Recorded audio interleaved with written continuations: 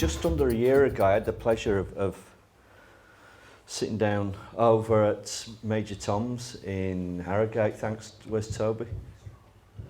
Toby, thanks Toby, because it was a really great pleasure to be able to sit and meet and talk to Horace, who I was telling you earlier. So 1979, 1980, I grew up in Leeds. I went to Horsforth School, and it was really, really tribal. As teenagers, you were either a soul boy, you were a punk, you were a rude boy, or you were a headbanger. I was a headbanger. But I had a lot of mates who were rude boys, and I got introduced to reggae music by my rude boy mates. My mate Mark Bride can't come tonight, so I can't introduce you to a first-time old school rude boy. So sorry about that. But it was lovely, and since then quite a lot has changed, because early this year you lost John, drummer. Yes, Brad died. 28th of December. Had a heart attack. What was it like? It was heart. Yeah, there 1 minute, gone the next. Yeah, it was pretty. It was quite something to cope with, really. Yeah, but we got together. I think it was the day before his funeral, and sort of go, okay, what are we going to do? And you know what? If it was me, I would have expected the guys to continue somehow. Yeah. And we got a tour organised. We organised sort of like last autumn. So it's like, well, what do we do? Well, let's put the dates on sale and see what happens. You know. And what's it been like? I mean, has it sold well? That? Yep. You want to know figures? Okay. Yeah. Go on. Okay. Southend and Cambridge is sold out. Sheffield is sold out. The second of the two London shows is kind of like 90-something%. Liverpool is 85%. We get these really boring sales figures like twice a week. So it's good to know what it's like a politician. Yeah. 95%. So yeah, it's 57% sold out. It's really boring. I'm sorry, I didn't know. It's not the best way to start an evening, is it? But yeah, it's doing well because it's the specials. It's enduring, isn't it? There's that. Why do you think it's so enduring? The music's fantastic. Yeah. It's anything else? Nothing. It's just those songs are great, and we play them really well, and people come to hear those songs and have a great time. I mean, that's what it was all about in the first place. Why do you think it was so? I know the music's great, but it was so tied in. I mean, I just remember it as a teenager in my mid-teens. There was this major identity thing went on. It was almost, it came out of nowhere. About I'm sorry. Sorry. So how do you think? Why do you think it happened that it was seized upon, but and became this massive? At that time, I mean, I can only speak from the point of tapping into it from as a cultural music that touched me as a youth, so youth culture. So why the specials? Yeah. Well, it was in the right place at the right time. Punk had sort of rewritten the rule book, so and punk was basically dying on its arse, wasn't it? The Sex Pistols had split up. The Clash were spending time in America, so all you had were the Vibrators and the UK subs, and Sham 69. That was, a little bit dangerous going to Sham 69. We supported Sham 69 a couple of times. Yeah. Scary as fuck, I tell you. And but anyway, so punk was kind of like, so this came along, and visually it was the antithesis of punk. It wasn't scruffy and ripped and safety pins. It was sharp suits and all that sort of stuff. And it was this great music. There'd been this thing where reggae was the sort of the soundtrack to punk, which was basically down to Don Letts, wasn't it, at the Roxy. So in between sets, you'd have this sort of heavy dub. So reggae was a kind of sort of spiritual brother of punk. It's both sort of rebel music, music of the disenfranchised and all that kind of stuff. So, and there'd been several attempts to sort of combine the two musics. And because when the Specials started, we were kind of a punk band that played this kind of funk reggae sort of stuff. So we'd play a punk song, then we'd play a reggae song, and we play. So it was like having two separate groups at the same time. So there wasn't anything to sort of to bring it together. But then we thought, okay, what can we do to make this work better? So then we thought, well, there's ska. So all our punk songs could be a little bit slower and danceable, and our reggae songs could be a little bit faster and danceable. So that was the sort of the unifying factor. So we had this musical style that we sort of went back to, which was what the related back to the mods. So there was your sort of your visual image, and in 1979 you could buy a second-hand two-tone suit down Gosford Street in Coventry for like next to nothing. That green suit that I wore on the cover of the first Specials album cost me £7.50. So that was cool because that was part of that punk sort of buying second-hand clothes. So it didn't sort of cost. It cost me more to get it altered to fit me than it did to actually buy. But that was so that was, it had a visual image, and it was just, and the songs were really good. I mean, because we did a load of covers as well as our own songs. So if you like, the past was sort of brought up to date with that. And we played them with this intensity, like the Clash or like the Sex Pistols. We toured with the Clash in 1978, and that was our kind of, I think they set the benchmark for a Specials performance. It's like, okay, this is who we've got to be as good as. Right. And especially playing again sort of recently, I think we forgot that we were as much influenced by the Clash as we were the Scatolites or Bob Marley and the Wailers. There is that sort of like grrr. Yeah. How did you go down on that tour with the Clash? What were the audiences like for you? Well, they didn't spit at us, but I think they were kind of saving the gob for, there was us, Suicide. You remember that duo from New York? Alan Vega and Marty Rebb, and they really struggled. I thought that it was Bernie Rhodes' idea to have them on because the audience would be so enraged by them because they didn't have drums or guitars or whatever. But it was Mick Jones's idea. So we went on first and played to very few people because it's like when you go on first, the hall's filling up. But it was I always say it's our rock and roll boot camp. We started off as like a sort of a West Midlands pop combo, and sort of came out of it, a group. It sort of, it got us there. But that was sort of us starting off. That was us. And I don't know. I think that's where that was. Like I say, that was the benchmark for a Specials performance. We have to be as good as this,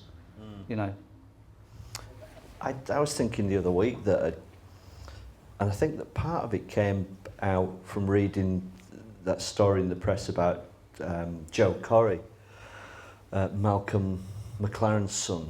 He's going to burn £5 million worth of punk memorabilia. And I was wondering, it started to make me think about punk. Punk seems to create this idea of individualism, and kind of where I went to from there was with what you were doing as a band. Wasn't it? It felt really like a collective. It felt like bringing people in, and it felt like a gang. Well, it wasn't just the Specials. It was a movement because there were other people. Sure. In London, Madness were doing the same sort of thing. In Birmingham, The Beat were doing the same sort of thing. And of course, in Coventry, there were our mates who weren't in the Specials, who became the Selector, who did the same sort of thing. But we had this idea of having this record label as well. So it did have its identity. So it was like the UK equivalent of Stax or Tamla Motown. There was like it was a movement, and of course that there's more weight in a movement than just sort of one group. The punk thing was, although there was the Anarchy tour, but that was the only time that those bands toured together. The Sex Pistols didn't like the Clash, or nobody liked the Damned or whatever. Whereas and it sort of splintered. Nobody could stand the Stranglers, could they? Whatever. It was, why? But the two-tone thing, it was, the first two-tone tour was the Selector, Madness and the Specials, and then Dexys Midnight Runners came on. The Beat toured with the Selector, and we toured. Oh God, I've got to ask you this. Sorry, this is a complete aside. So, one of the things that I enjoy doing, and this is kind of therapy for me now, is that I record Top of the Pops. The BBC Two are showing Top of the Pops. It's BBC or maybe it's BBC Four are showing Top of the Pops in chronological order, and I think it started a couple of years ago, 1978. They don't show any of the ones with any of the bad people in it anymore. So you get these. Yeah, you know it. So you get these like weeks, but you were on it a few weeks ago from 1980. I think it's like February 1980. But you weren't in the Specials. You were playing bass in the Beat. It was December 1980. Because we were doing Do Nothing. That's right. And Jerry went down to Flip in London and bought 7 absolutely appalling Christmas jumpers, and I was like, "What the fuck is this?" But that on the same program, the Beat were on doing Too Nice to Talk To. So here's an idea. Why don't we swap bass player just for a laugh, just for something to do? Because I don't think anybody had ever done that on Top of the Pops before, and I don't have to wear these shitty Christmas jumpers. So we sort of. So that was kind of a punk, sort of new wavy kind of, irresponsible thing to do. Yeah, let's do that. So that's basically what happened. It always makes me laugh. I don't know anybody else who's ever done that. Not that A, anybody noticed, or B, I did. I know. It's just like, that's the bass player of the. But it was just funny. It was just But Top of the Pops was. Doesn't that sound pretentious? Wasn't it? No. No. But Top of the Pops was like that. You had to. I don't know, to take the piss out of it somehow. You couldn't take it seriously because you were miming, for Christ's sake, But surely it's my memory is that it was everybody's dream to be on Top of the Pops. Oh, it was fantastic. Don't get me wrong. It was great fun. But it's like, it's a myth. You think there's thousands of people in that. There's probably only about as many people as there are here. All dancing really close together. Yeah, and they're all sort of like shepherded around by this woman who is Woody. Woody from Madness is his mum. All right. Yeah, honestly. Was the sort of like the warm-up act or the sort of the hospitality. It's all starting to unravel now. No, and so you're all sort of like, okay, go and stand over by Johnny Mathis, and now, okay, and Pickety Witch are over there, but it's so. Pickety Witch. No, I've got a thing about Pickety Witch. Tell us about your thing about Pickety Witch. I was always, when I was younger, it was like, why did I dance to Junior Walker and the All Stars and not Pickety Witch?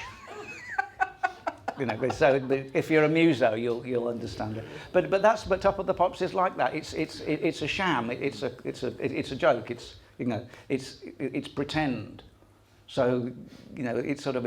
I saw Mark Bolan do, and then he had like this big flying V guitar and this curly guitar cord, which went into his back pocket, and I thought that was fantastic. It was the greatest thing. It's like, yeah, okay, he's taking the piss about this, and that's, Yeah. So, and you have to do that. I think, if you've got the opportunity to do it. The greatest fun I ever had in rock and roll, right? Can I go off on a tangent? 1991, the Special Beat, which was me and Neville and Roger and Brad, we toured America and we did a month on the road with Sting, which was great fun. And the last gig was in Philadelphia, and Sting was a nice bloke, why don't you all come on stage, last song, tambourines and percussion, and it'll be great, and I was like, okay. That'll work. But a couple of days before that, I bought this blow-up Stratocaster balloon kind of thing that I found in a store. And I was like, what can I do with this? So this last show, I inflated it, got a bit of string, made a guitar strap. And I must confess, well fortified by the grape, jumped on stage and played air guitar in front of 12,000 people at the Spectrum in Philadelphia. And it was absolutely fantastic. It was, you have to... I was fantastic. I was really good. My solo in Message in a Bottle was stunning. Did Sting look over and talk? He had a great time. His guitar player wasn't too pleased, but that's it. No, he always come across. I like his guitar player, but he always came across as slightly terse, did Andy Summers. No, this was Sting's band. This was Dominic Miller. Oh, was it? From Right, okay. World Party, yeah.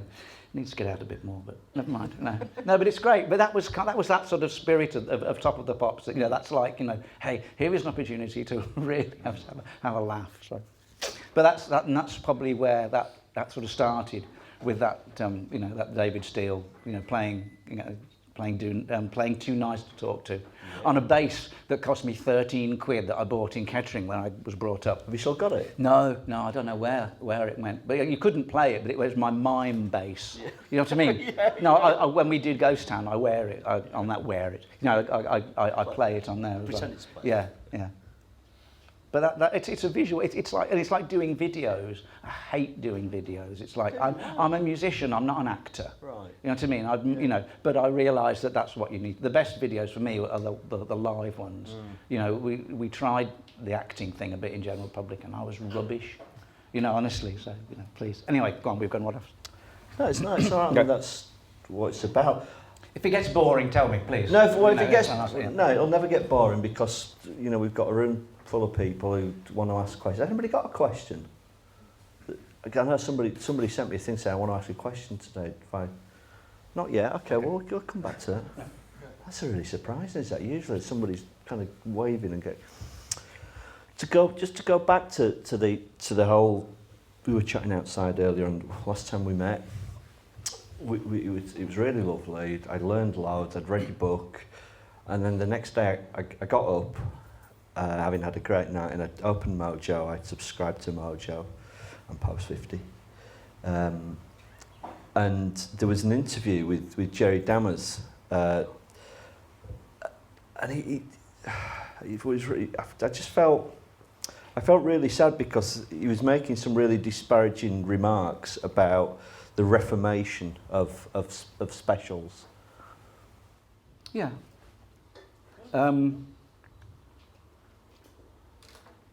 I went to the ends of the earth with Jerry, and I'd known him since 1973, and I'd always sort of backed up his ideas. Leaving the Specials in 1982 You stuck around for quite a long time afterwards, didn't you? Yeah, I play on 3 of the songs that are on that in the studio album, but it was probably leaving the Specials was undoubtedly the hardest decision I've ever had to make in my life. It was dreadful, but in the end, it wasn't about the music. It's never about the music. It's all about the personalities, and it's like I'm sorry. I love you. We've done some fantastic things. Some of the best music I played in my life has been with you, but I can't work with you anymore. I'm really sorry, and so I quit. So. Well, what can I say? You know, I think it's a real shame. We had a meeting back end of 2008 when it looked like this was going to work with the Reformation, and it was the first time that the 7 of us had sat down together in a room for like very nearly 30 years. Wow. And Linval was like, well, it's great to see her, and then Jerry started, and then I knew after 30 seconds I remembered why I left, and it's like, this isn't going to work with you, and it's just a real shame. But I had to make a choice, right. And you know the Specials on. Okay, so you wrote the songs, you got the band together, but the Specials was 7 people, and that's kind of where I'll draw a line under that. Really, it must be really painful when you've worked with somebody and you've all put so much into that to have this one person who's. Well, I don't know. I don't want to badmouth the guy, you know, because you know he's written some fantastic tunes, and you know I wouldn't be here talking to you this evening. Sure, if he hadn't have said, Horace, would you like to join this group that I'm putting together? You know, so really, I you know, yeah, it's a shame. And what's it been like having an original family member not there in the back? I mean, have you enjoyed the Reformation? Yes. Oh, it's been fantastic. It's been really good. I mean, I'm 63 this year, and I'm a rock star. I mean, how fucking stupid is that? That's great. That's absolutely mad. You know, so I have nothing to complain about. You know, it's been really, really good. I've played some fabulously exciting shows to lots of really lovely people.